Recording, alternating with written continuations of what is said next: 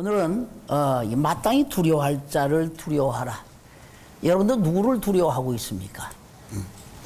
진짜 두려워할 자를 두려워해야 되는데 우리는 육신의 눈으로 보면서 많은 사람들을 두려워하기도 합니다. 하나님이 누구십니까? 하나님은 이 세상 천지 만물을 창조하신 창조주이십니다. 그러니까 이 세상 천지 만물을 창조하신 것은 심심풀이 삼아서 창조하신 것이 아니라 그는 분명한 목적과 뜻을 가지고 창조를 하셨습니다. 곧 이 모든 것을 창세기 1장 1절에 태초에 하나님 천지 만물을 창조하셨느니라 했어요. 천지 만물을 창조하신 이 하나님께서 모든 것을 다 창조하시고 난 다음에 그 마지막에 사람을 창조하셨습니다. 사람을 창조하실 때 당신의 형상과 모양대로 지었다라고 말씀하셨어요. 그리고 그 사람에게 뭐라 그러냐면 내가 이 모든 것을 땅과 하늘과 바다와 공중의 모든 것들을 내가 지배하고 다스리고 정복하라 라고 이렇게 말씀하셨습니다. 즉 이것은 뭐냐, 어떤 뜻이 있느냐 하면 이 만물을 창조한 것은 바로 너를 위해서 창조했다는 거예요. 너를 위해서 태양도 필요하고 달도 필요하고 하늘의 공중에서 해도 모든 것들이 다 필요하다는 거예요. 이 모든 것들은 너에게 복종하게 되어 있으니 다만 내가 너에게 권세를 주노라, 내가 그 권세를 사용하라 하는 것이죠. 그렇습니다. 그 하나님이 창조하신 이 모든 만물들은 또한 뭐냐 하면은 하나님이 경영을 하신다는 거예요. 하나님은 창조주시고 경영하신다. 그래서 이 세상 어느 것도 하나님이 창조하신 그 뜻 가운데 벗어나서 지 멋대로 해놓는 것은 하나도 없습니다. 하나님이 허락하지 않으면 아무것도 안 되어지는 거예요. 날아가는 참새 한 마리가 떨어지는 것도 하나님께서 오케이 사인을 냈기 때문에 되어지는 겁니다. 어떤 사람 그래, 아이고 참 하나님이 할 일도 참 없으시다. 어떻게 참새 한 마리 떨어지는 것도 하나님이 오케이 되느냐. 사람은 정신이 없어요. 바빠요. 이것 하다 보면 이건 안 됩니다. 그러나 하나님은 하실 수 있어. 그는 전지전능하신 분이시기 때문에 그렇습니다. 그분은 천사를 통해서 또 경영하시는 거예요. 하나님이 이 창조하셨는데 이 크게 영적 존재가 셋이죠. 천사를 창조했어요. 천사는 영적 존재입니다. 사람은 육과 영을 동시에 가진 이런 존재죠. 이 세상 모든 것들은 하나님께서 하나님의 천사들로 말미암아 경영하시는 거예요. 빛이 있으라. 하나님이 이 모든 것도 이 천사로 말미암아 경영하시는 것이죠. 그래서 어떤 것 하나 하나님의 허락함이 없이는 이 땅에서 움직여지는 게 없어요.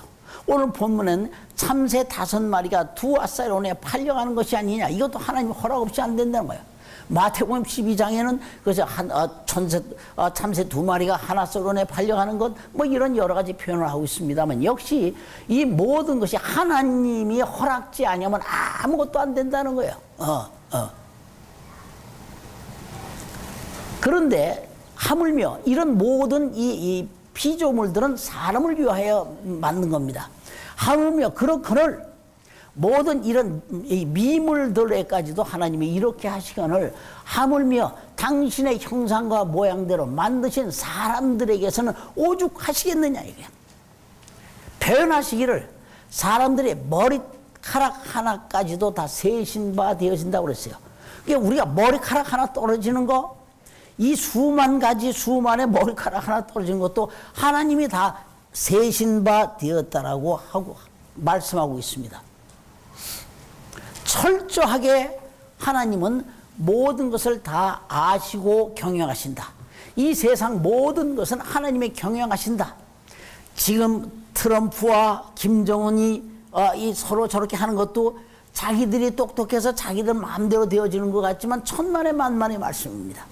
이것은 이 세상을 경영하시는 분이 이 세상이 마지막 때 그렇게 경영을 하여야 되기 때문에 그렇게 경영이 되어지는 것입니다. 사람이 잘났다고 할 필요 없는 거예요. 저들이 골방에서 자기들끼리 사람들은 내가 골방에서 귀에 소개되고 소곤소곤 얘기하면 아무도 모르겠거니 하지만 천만에 요새 녹음도 하대. 녹음하는 게 무슨 표현이냐면 이 천사들이 다 녹음해요. 녹음을 하는 것은 우리가 하는 모든 말은 누가 녹음을 하고 있느냐? 핸드폰에 녹음 눌러서만 녹음되는 게 아니라 이것은 우리에게 가르쳐 주는 거예요. 천사들이 우리가 한 모든 말을 다 녹음하고 있는 거예요. 그래서 골방에서 귀에 대고 말한 것도 다 드러날 뿐만 아니라 또 하나님 뭐냐면 우리 마음속 깊이 있는 것도 그분이 다 깊이 꿰뚫어 보신다는 거예요. 그래서 이 마음속에 하고 있는 것, 뭘 품은 것, 하나님의 말씀 운동력에서 자유 어떤 날 선 것보다도 예리하니 마음속 깊은 것까지도 그분이 꿰뚫어 보신다. 할렐루야. 그러니 하나님 앞에 숨김이 되어질 것은 아무것도 없다는 거야. 내가 혼자서 혹시 태양 밑에서 보면 혹시 누가 볼까봐 저 골방 속에 대해서 혼자 마음속에 생각한 것조차도 하나님 앞에는 다 숨겨질 수가 없고 다 드러남이 되어진다는 것이죠. 그 순간 누가 찍어요? 천사가 이 CCTV 같은 걸로 다 촬영해 놓고 녹음까지도 다 한다는 거예요. 때문에 하나님의 심판에 오류가 있어요, 없어요? 하나님의 심판은 절대 오류가 있을 수가 없습니다. 그런데 이 예수님 당시에 있던 이 바리새인들은 속에는 온갖 악독과 탐욕이 가득하면서 겉으로는 자기들이 가장 의로운 척을 하고 다닙니다. 야, 이 얼마나 가증스러우냐 이게. 사람은 모릅니다. 그러나 하나님 보기에는 얼마나 가증스러운지 모르는 겁니다. 그래서 예수님께서는 이 제자들에게 여기서 말씀하시는 것이 그거예요. 예수께서 먼저 이 제자들에게 말씀하며 가라사대 바리새인들이 누룩 곧 외식을 주의하라는 거예요. 저들이 외식하는 거 아니에요? 속으로 안 건데 겉으로 그런 척하고 의로운 척하고 하는 것. 왜 이들이 이렇게 하느냐? 이들은 바리새인들과 율법사들은 같은 종류입니다. 율법사들은 성경을 해석해서 그것을 구구절절히 해서 남에게 해석해서 주는 자들이요, 바리새인들은 이 율법의 해석을 가지고 그 행위대로 또 철저하게 하는 사람들이에요. 11조도 박하와 건양과 채소의 10까지 일일이 세어가면서 합니다. 안식일 지킬 적에는 혹시라도 안식일을 범할까봐 해 떨어지기 훨씬 전부터 앉아서 안식일을 지켜야 하고 지키는 사람들이에요. 보통 사람들은 이렇게 못합니다. 그러나 바리새인들은 이렇게 하는 거예요. 그러므로 말미암아 자기들은 이렇게 행위를 율법에서 말하는 행위를 함으로 자기는 어렵다는 거예요. 의롭다. 그래서 자기들의 이런 행위로 가지고 의로우니까 어렵다고 하니까 또 다른 사람한테 그렇게 행위하지 못하는 사람한테는 입에서 잔소리가 나갑니다. 그렇게 하면 안 된다. 그게 죄다. 너 그럼 죽는다. 온갖 얘기를 하고 있으니까 바리새인들과 마주쳐서 있는 사람들은 뭐가 두려우냐? 바리새인들이 두려운 거예요. 바리새인들이 두려워. 그래서 이 바리새인들은 자기들의 행함이 너무 자기들도 보면 신통하고 자기들도 스스로 보면 너무 기특한 거예요. 스스로 생각하기를. 그렇기 때문에 이들이 이런 행위를 어디 가서든지 자기들이 드러내 보이고 남들이 존경스럽습니다. 어떻게 그렇게 하실 수 있습니까? 사람들이 그러니까 우리는 그러면서 참 고개를 번쩍 들고 다니죠. 그래서 어디 회당에 가면 반드시 이 사람들 높은 자리를 앉고, 잔치집에 가도 상석에 앉고, 또 시장에 가서도 딱 이러고 다니죠. 시장에 가서 딱 이러고는 아이고 선생님 나오셨습니다. 사람들이 전부 다 인사받기를 참으로 기뻐한다라고 성경은 또 말하고 있습니다.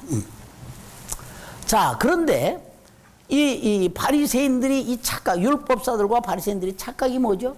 율법사들은 자기들이 성경을 잘 해석함으로 말미암아 자기들이 의로운 가운데 다가설 수 있다라고 그러고, 바리새인들은 그 해석대로 자기들이 율법을 잘 지킴으로 자기들이 의로워서 천국은 나의 것이라고 말하고 있습니다. 그런데 이들이 엄청나게 착각을 한 거죠. 만일 율법으로 말미암아 사람이 의로워질 수가 있다면은 예수 그리스도께서 왜 이 땅에 오셔서 십자가에 올라가 피 흘려 죽으셔야 했느냐는 거예요. 오랜 세월 동안을 이런 율법에 의해서 저들이 제사를 지냈습니다. 양의 피를 흘려서 제사를 지냈습니다. 양의 머리에 자기들의 죄를 안수해 놓고 멀리 떠내보내기도 했습니다. 그런데 이런 모든 것들은 다 비유란 말이에요. 예수 그리스도가 이 땅에 오셔서 행하실 것에 대한 비유여 그림자입니다. 예수님은 그대로 이 땅에 오셨어요.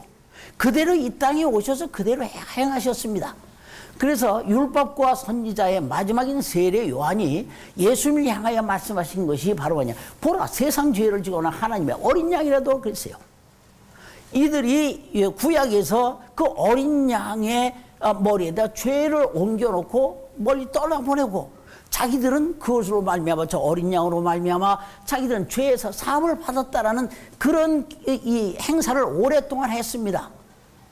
근데 이 오랫동안 행사한 것을 정확하게 이 세례 요한이 마지막에 정리를 해준 거예요. 딱 한마디로, 보라 세상 죄를 지고 하는 하나님 어린 양이로다 라고 정리를 해 주었습니다. 그런데 이 사람들이 착각을 하고 있는 거죠. 율법사들 바리새인들이 착각을 한 겁니다. 그러니까 율법이 뭐냐? 율법을 통하지 아니하면 사람이 자기가 죄인인 것을 모릅니다. 세상 모든 사람들은 다 죄인이라고 그랬어요. 모두가 죄인입니다. 죄인입니다. 자기들이 부처님 가운데 토막처럼 산다. 법 없어도 산다. 라고 떠드는 모두가 다 죄인이야. 죄라고 하는 것이 뭐냐 하면은 남을 욕하고 뭐하고 한 거, 이런 것이 근본적인 죄가 아니라 하나님과 등 쳐져 있는 것, 이것이 죄라는 거예요. 죄. 왜? 사람은 영적 존재이기 때문에 그렇습니다. 영적 존재는 밥을 먹고 사는 것이 아니라 하나님의 말씀을 가지고 살 수 있는 존재라는 거예요. 하나님의 말씀이 뭐예요? 그래서 하나님의 말씀을 가지고 살아있기 때문에 에덴 동산에서 이 아담에게 하나님 말씀하신 것은 뭐냐면, 내가 이 선악을 아는 과실을 먹지 말라, 먹으면 죽으리라는 거예요. 뭐가 죽습니까? 육체가 죽는다는 얘기가 아니라 그 영혼이 영혼이 죽는다는 얘기예요. 이것이 그래서 사람이 떡으로만 사는 것이 아니라 하나님 입으로 나오는 모든 말씀으로 살아야 하는 존재라고 하는 것이죠. 그런데 이것을 모른단 말이에요. 사람들이 이걸 모릅니다. 이것을 모르기 때문에 모르고 난 다음에 아담 이후로 그 이전엔 그림으로 보여주었어요. 아담에게는 양의 그 가죽 옷을 입혀서 보여줬고, 또 이후에는 그 노아에게는 홍수를 이렇게 해서 그 배를 만들어서 이렇게 보여준 것 모두가 그림으로 보여주었습니다. 그러나 그림으로 보여줬고 이후에 그것이 언약으로 된 거예요. 아브라함에게 내가 기한이 이르면 내게 오리라, 내가 너를 살려주리라. 너의 후손이 너의 후손으로 말미암아 모든 사람들이 구원을 얻으리라, 이런 메시지를 주고 그들에게, 그렇다면 왜 너희가 구원을 받아야 되느냐? 너희가 죄인이라는 거죠. 그래서 너희가 죄인이라고 하는 것을 알도록 해주기 위하여 내보낸 것이 바로 율법이라는 거예요. 그게 율법이라는 거예요. 그게 율법으로 말미암지 않으면 사람들이 그냥 살기 좋다라고 하면서 사는 사람은 죄인 줄 모르고 살아요. 그러나 누구나 죄인이라는 거예요. 이 세상에 로마서에도 3장에도 보면 의인은 없나니 한 사람도 없다. 천국에 들어갈 수 있는 사람은 의인이 아니면 천국에 들어갈 수 없어요. 그러니까 율법으로 말하면 깨달아지는 것은 모두가 다 죄인이다. 살기 위하여 구세주를 찾아 나오라라고 해서 율법을 준 겁니다. 그래서 예수님께서도 요한복음 5장 39절 말씀에도 이런 말씀을 하셨어요. 너희가 영생을 얻기 위하여 이 성경을 상고하거니와 이 성경은 곧 내게 대하여 증거하는 것이라고 했어요. 그 구약의 성경이 뭡니까? 여기서 말하는 성경은 구약 성경이에요. 그 모세 오경과 또 뭡니까? 선지자들로 말미암은 선지사들 모두가 전부 다 구약 성경이 뭐냐면 예수에 대한 이야기라. 예수에 대한 얘기. 그래서 그럼 천국과 지옥은 어떻게 갈라지느냐 하는 거예요. 내가 율법을 제대로 아는 자들은 어디로 올 수 있어요? 율법을 제대로 알고 내가 죄인이다 하는 자는 정확하게 예수님 앞으로 나오게 되어 있습니다. 근데 이 사람들 율법을 주신 뜻을 정확하게 알지 못하니까 어디 가서 헤매고 있어? 율법으로 말미암아 자기들이 의롭다라고 착각을 하는 거예요. 그러니까 율법을 제대로 알면은 예수님에게 나올 수 있어요. 그래서 이 율법이 뭐냐? 율법이 뭐냐? 갈라디아서 3장 24절 말씀에 이 율법은 뭐냐? 모든 죄인을 예수 그리스도에까지 안내하는 몽학 선생이라고 그랬어요. 몽학 선생이라고 하는 것은 몽학이라고 하는 것은 어린 아이를 가르치는 선생님이라는 거예요. 그러니까 율법 안에 있는 자는 다 어린 아이예요, 어린 아이.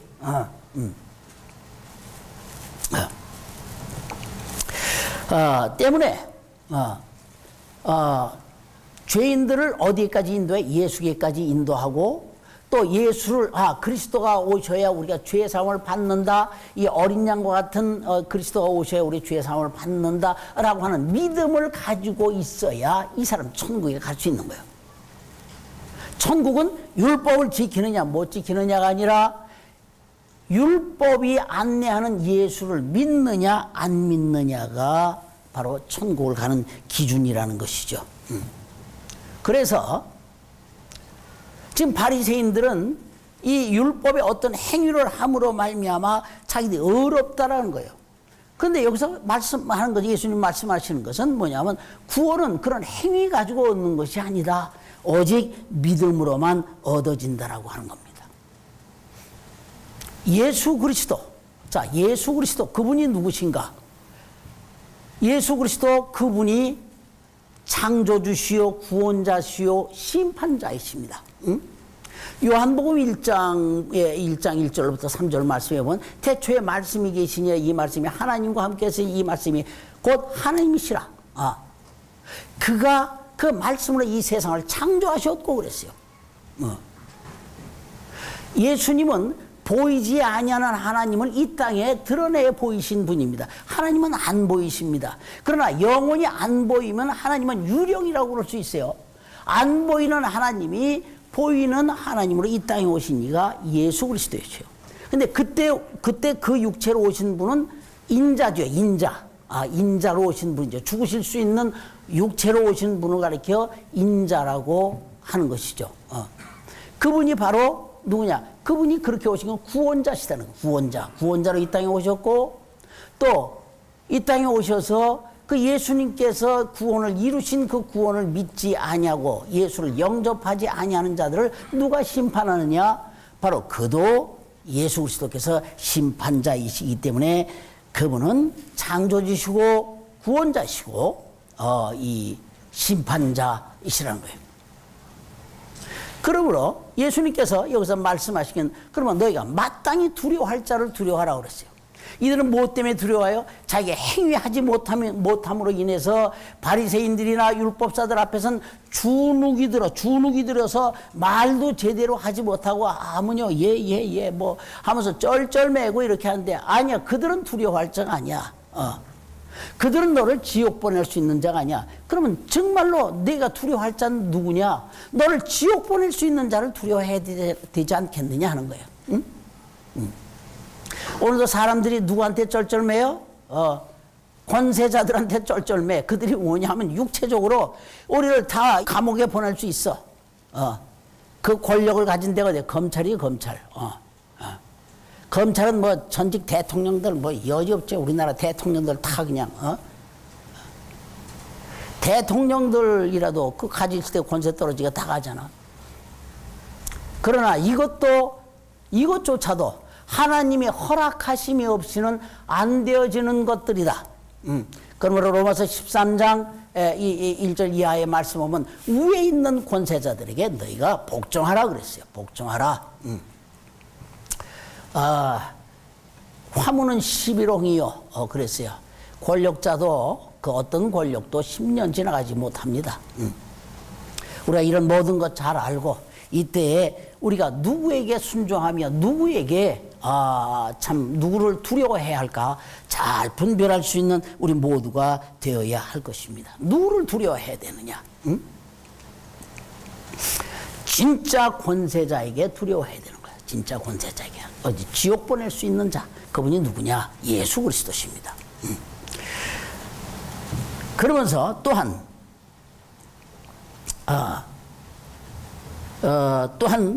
말씀하시기 누구든지 말로서 인자를 거역하면 사함을 얻되 성령을 모독하는 자는 사함을 받지 못한다라고 예수께서 지금 말씀을 하고 계십니다.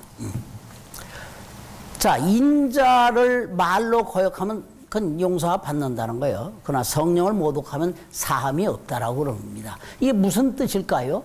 이게 무슨 뜻일까? 예수 그리스도께서 지금 인자가 되어서 오신 것은, 자, 인자라는 것은 육신을 죽을 수 있는 몸뚱아리를 가지고 오셨다는 거예요. 이것은 왜 그분이 하나님이면서 이렇게 이 죽을 수 있는 몸을 가지고 오셨느냐? 이건 우리의 죄를 대신 담당하고 죽음을 맛보시기 위하여 오신 겁니다. 예수 그리스도는 이 땅에 오신 건 죽음을 맛보시기 위하여 오셨다. 이것은 죽음을 맛본다는 것은 하나님께서 바로 예수님에게 주신 계명입니다. 그래서 예수님도 나는 죽을 계명도 받았고 살 계명도 받았다고 했어요. 자, 요한복음 10장 17절로 18절 한번 읽어봅시다. 아버지께서 나를 사랑하시는 것은 내가 다시 목숨을 얻기 위하여 목숨을 버림이라. 이를 내게서 빼앗는 자가 있는 것이 아니라 내가 스스로 버리노라. 나는 버릴 권세도 있고 다시 얻을 권세도 있으니 이 계명은 내 아버지에게서 받았노라 하시느냐. 예수님이 이 땅에 오셔서 죽으셔야 돼요. 죽으셔야 돼요. 그러니까 그분이, 예수님이 이 땅에 오셔서 제자들을 데리고 다니면서도 내가 곧 죽어야 하리라, 죽어야 하리라 이런 말씀을 가르치셨어요. 그런데 제자들이 이분이 왜 이런 말씀을 하시느냐, 아직 이 청춘인데 왜 이런 얘기를 할까 하고 제자들이 의아하게 생각했어요. 베드로 같은 사람은 뭐라고 그랬냐면, 그 수제자라고 한 사람이 그렇게 하지 마옵소서.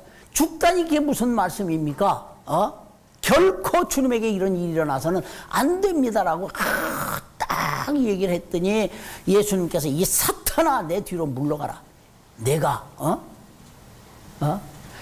하나님의 뜻을 방해하는 거다. 사탄이라고 그랬어요. 그러니까 예수님이 이 땅에 육체로 오신 것을 부인하고 그것을 말리는 자가 뭐예요? 사탄이요, 사탄. 왜? 그분은 이 땅에서 죽지 아니하면 우리의 죄를 누가 담당하느냐. 수천 년 동안 짐승의 피를 흘려서 우리의 죄를 대신 담당했어도 짐승은 영적 존재가 아니기 때문에 사람이 지은 죄, 아담이 지은 죄를 대신할 수가 없어요. 그것이 한계입니다. 그래서 늘 그렇게 짐승의 피로 말미암아 제사 드리는 것은 1년 지나면 다시 해야 되고 1년 지나면 다시 하고 그럴 때마다 죄를 생각나게 할 뿐이라고 그랬어요. 그러나 예수 그리스도께서 오셔서 단번에 이 모든 것을 다 해함으로 말미암아 영원히 다시는 짐승의 피를 흘릴 수 없게 되어진 겁니다. 그런데 예수님께서 이 땅에 죽으러 오셨는데, 죽으셔야 되는데 죽지 마소서 하니까, 또 그뿐이야. 저 감남산 기세마나 동산 거기 갈 때는 예수님께서 계실 적에 그 예수님을 잡으러 온 자가 있으니까 그냥 칼을 빼들고 말이야, 그 잡아온 사람을 갖다 이 귀를 갖다 떨어뜨렸어요. 그때도 예수님께서 내 칼을 집어넣어라. 칼을 치는 자는 칼로 망한다.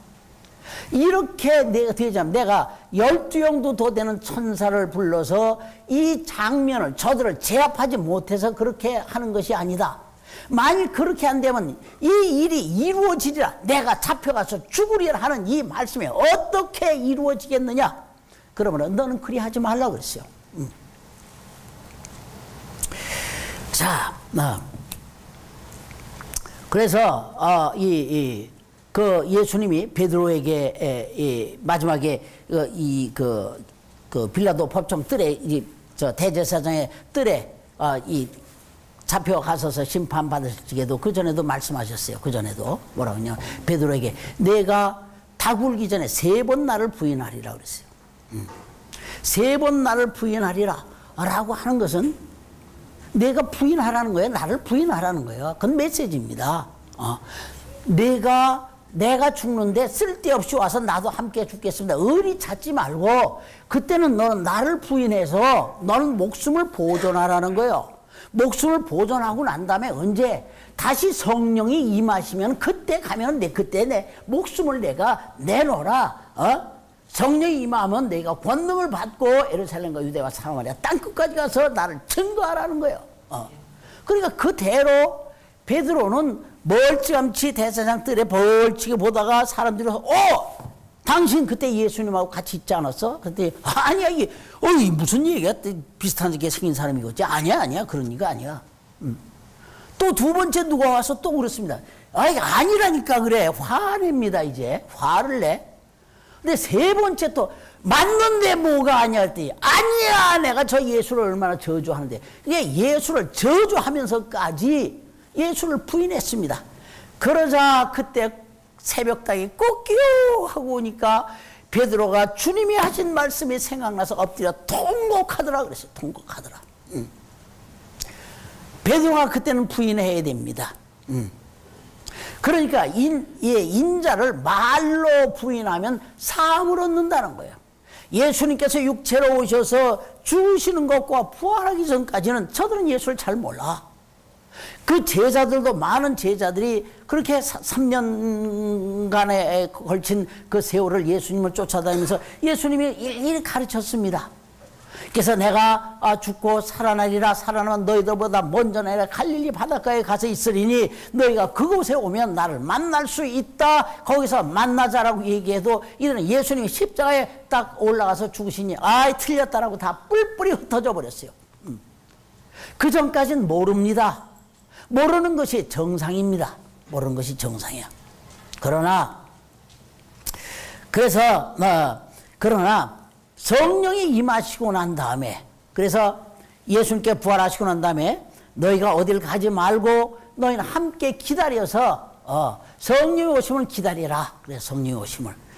그들이 성령의 오심을 기다리던 마가다락방에서 성령이 임하니까 저들이 그때 성령이 저들 갖다 감싸고 옛날 예수님께서 자기들이 가르쳤던 모든 말씀, 또 구약에 있는 성경 모든 말씀이 한꺼번에 쫙 조립이 되면서 이분이 바로 구세주 그분 맞구나. 아브라함에게 내가 기한이 되면 내게 오리라 하셨던 그 구세주가 맞구나 라고 하면서 그들이 이부에서 그냥 말이 빨리 안 되니까 방언으로 쏟아서 이게 방언으로 그냥 말라라라라 하는 거예요. 근데 이 방언으로 쏟아지는 얘기를 다 사람들이 각각 자기 나라 말로 알아듣더라. 할렐루야. 할렐루야. 방언으로 알아들어요. 그러고 난 다음부터, 그러니까 성령이 임하면 모든 사람이 알게 돼요. 그럼 다음부터 예수님의 그 12 제자들 온전히 죽은 사람이 없습니다. 거의 다 순교를 했어요. 거의 순교를 했습니다. 사도 요한이 마지막에 이제 반모 섬에 들어갔지만은 거기서 끝까지 들어가서 거기는 참 나이가 올해까지 한 몇 세까지 있는지는 모르겠는데 한 8, 90세, 100세까지 살은 것 같아요. 근데 그 외에는 다 순교를 했습니다. 그러니까 너희가 말로 인자를 거역하는 것은 그건 괜찮다는 거예요. 괜찮다. 그러나 다시 성령이 오셔서 성령으로 말미암아 증거하시는 주를 부인하면은 영원히 사함이 없다는 거예요. 자, 예수가 주님이신 것을 어떻게 합니까? 예수님이 주님이신 것을 아는 것은 성령으로 말미암지 아니고는 그분이 내 주님이심을 알 수가 없어요. 고린도전서 12장 3절에 말씀하시는 것이 바로 그겁니다. 성령이 아니시고는 주님을 주시라 시인할 수 없다라고 그랬어요. 그러니까 성령은 증거하는 영입니다. 뭐를 증거하는 영입니까? 진리를 증거하는 영이에요. 진리가 누구십니까? 예수 그리스도십니다. 그 진리가 뭐예요? 예수님이 죽으심으로 말미암아 모든 사람이 죄를 다 짊어지셨고 부활하심으로 말미암아 천국과는 새 길이 열렸다. 예수 그리스도께서 천국 가는 길이요 진리요 생명이시다 하는 거예요. 바로 이것을 이것을 증거하는 게 성령이십니다. 그러므로 성령께서 증거하시는 이때에 이 말씀을 저들이 믿지 아니하고 영접하지 아니하면 그 길은 딱 하나지요. 그건 지옥으로 갈 수밖에 없어요. 지옥. 그건 완전히 지옥입니다. 또 하나는 뭐냐 하면은 이 성령이 증거하는 예수를 믿지 아니하면 그건 뭐 예늘이 없이 지옥 심판입니다. 그런데 또 하나는 뭐냐면은 예수는 내가 믿기는 믿는데 성령을 회방하는 사람들이 있어. 성령을 회방하는 사람들이 마태복음 12장에 보면 예수님께서 귀신을 쫓을 때 이것은 바알세불의 이 힘을 입어서 쫓아낸다라고 그랬어요. 이런 것들이 바로 뭐냐면은 이게 바로 이게 성령을 회방하는 거야. 또 성령으로 말미암아 되어지는 이 모든 하나님의 역사 생명의 이 말씀들을 가지고 자기들 나름대로 육신의 생각으로 말미암아 이 하나님의 말씀을 제안하는 자들, 자기 임의로 해석하는 자들, 이런 자들 다 성령을 회방하는 거예요. 자기들이 잘못된 자기들 나름대로 자기들이 해석한 것, 이건 뭡니까? 자기들 나름대로 해석한 것이 옳다라고 그러고 다른 사람들을 오도 잘못 인도하는 자들. 이 사람들이 예수 이름으로 귀신을 쫓고 예수 이름으로 병을 낳는 것, 이거 그건 뭐 날 때 대해서 난 거지 무슨 뭐 예수 이름은 귀신이야. 옛날처럼 똑같이 얘기합니다. 그것도 귀신이에요. 봐라, 무당도 쫓아야 된다 하고 하는 거. 무당은 귀신 안 쫓아요. 귀신을 달래죠. 우리는 예수 이름으로, 넌 내 이름으로 귀신을 쫓아내라 그랬어. 이렇게 말하는 자들, 교회에서 성령으로 말미암아 성령으로 되어지는 모든 역사를 회방하는 모든 자들, 이런 자들은 그들이 비록 예수를 믿어서 저들은 지옥은 안 갈 수 있어도 내가 하는 그 행위는 반드시 그에 대한 내가 보응을 받는 거, 심판을 받는다는 거예요. 이런 사람들이 어떤 사람들이요? 그러니까 우리가 정말로 예수 이름으로 되어지는 이 모든 것에 우리가 정말 말 조심해야 돼. 회방하지 말아야 돼. 그래서 자기는 뭐 하면서 왜 그렇게 한다고 뭐 상 만나고 쪼면서 착 비방하면서 이런 교회에서 교회 하는 일이 뭡니까? 교회 하는 일은 다른 거 아니에요. 여기서 개모임 해가지고 뭐 너나 짝짝꿍 하자 뭐 하자, 이것이 교회 하는 일이 아니라 교회는 모두가 합력해서 많은 영혼들 죽게 돌아오게 하는 것, 이거 외에 다른 것이 목적이 되면 안 된다는 거예요.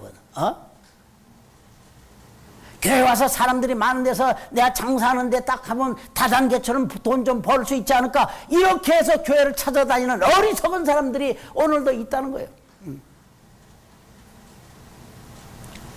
우리는 잘 생각해야 됩니다.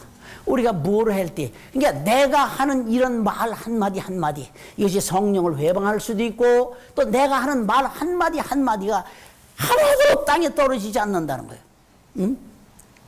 하나도 땅에 떨어지지 않습니다. 때문에 여기서 말씀하고 있기를, 내가 무슨 무익한 말을 할지라도 그 말로 심판날에 심판을 받는다는 거예요. 이 말씀은 마태복음에 있어요. 내가 무슨 무익한 말을 할지라도 마지막 심판날에 내가 신문을 받으리라 라고 예수님께서 말씀하신 대목입니다. 내가 하는 말은 절대 사라지지 않습니다. 공중에서 사라지는 수가 없습니다. 왜? 아까 얘기했듯이 그건 지금 녹음이 되고 있어요. 또 다 촬영되고 있어요. 누가 촬영하고 누가 녹음하냐? 천사가 촬영하고 녹음되어지고 있습니다.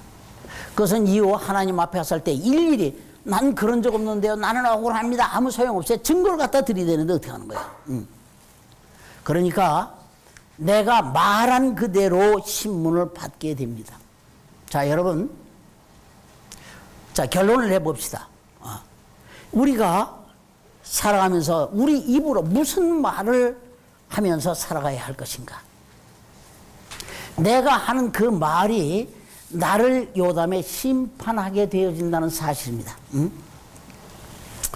그 시편 64편 8절에 이러므로 저희가 엎드러지리니 저희의 혀가 저희를 해함이라. 저희를 보는 자가 다 머리를 흔들리로다. 뭐야? 네가 한 말이 그대로 드러나는 거예요. 내가 한 말로 내가 의로운 자를 심판하고 어떡하고 또 성령을 방해하고 이런 모든 것들, 교회의 모든 역사를 방해하고 이런 모든 것들 다 기록이 되어 있다는 거예요. 다른 사람이 너를 심판한 게 내가 한 행동과 말이 너를 심판한다는 것이죠. 그러니까 너를 보는 자들이 뭐라고 그러냐면 봐라 지가 했으니까 꼭 지 그대로 받네. 지 그대로 받네. 자기 생각으로 하나님의 말씀을 절대 왜곡시켜서는 안 된다는 사실입니다. 모르면은 어떻게 하느냐? 모르면은 모른다라고 그래야 돼. 모르는 거를 갖다가 내가 그래도 모른다고 할 수 있나? 내가 이 정도인데 내가 교회를 몇 년 다니고 뭘 했는데 다른 사람도 다 알 것이라고 생각하는데 하면서 하니까 자꾸 뭐야? 자기 인위적인 자기 생각 갖다 잣대를 들이대는 거예요. 모르면 몰라야지. 그래서 그때 주님이 우리에게 하신 말씀이 있어요. 내가 몰라? 구하라. 이거 구하라. 찾으라. 두드리라. 그러면 얻을 건 얻는다라고 그랬어요. 그럼 찾고 얻는다라고 그랬어요. 뭘 구하고 찾고 얻어. 그러니까 구하라, 찾으라, 두드리라. 그러면 열릴 것이요. 그때 이 사람들이 전부 다 주여라 돈 좀 주세요 하고 한다고. 돈 좀 준다고 해서 일 안 하고 1년 12달 부르진다고 해서 돈이 생겨요? 아니요. 그 얘기가 아니죠. 그런 걸 갖다가 그런 것으로 갖다 왜곡시켜가지고 누가 하루에 몇 시간 기도를 하고 하나님께 뭘 드렸더니 뭐 돈을 받았습니다. 이런 것이 전부 다 왜곡된다는 거예요. 구하라 찾으라 두드리란 뭐 그러면 하나님께서 자기 악한 자식에도 좋은 것을 줄 알거든. 하물며 하나님이 성령을 선물로 주시지 아니하시겠느냐? 예수님이 말씀하셨잖아요. 그건 뭐야? 대답할 것은 그 모든 것은 모르면 그것을 알려주실 이는 성령께서 알려주신다는 거예요. 그러니까 네가 어디 가서 무슨 질문을 당했을 때 무슨 말을 할까 두려워하지 말라. 알려주시는 이는 바로 성령이시라. 할렐루야. 참으로 우리가 이 입으로 해야 할 것은 우리의 입으로 주를 자랑하며 찬양하며 하나님 주를 높이는 것 이렇게 부르며 살다가 주님 오실 때 그분의 혼인잔치에 들어가는 것 이것이 내 소망입니다. 또 이것이 여러분의 소망이 되기도 합니다. 이 소망 가운데 정말 가십시다. 그것이 최후 승리 얻는 거예요. 맥추절의 아름다운 열매 되어지는 겁니다. 그래서 최후 승리의 그날까지 우리의 주님의 혼인잔치에 들어가려고 하는 이 믿음 빼앗기지 말고 우리 힘써서 좌로나 우로나 치우치지 말고 오직 천성을 향하여 달려가는 여러분이 되어주시기를 예수 이름으로 축원합니다.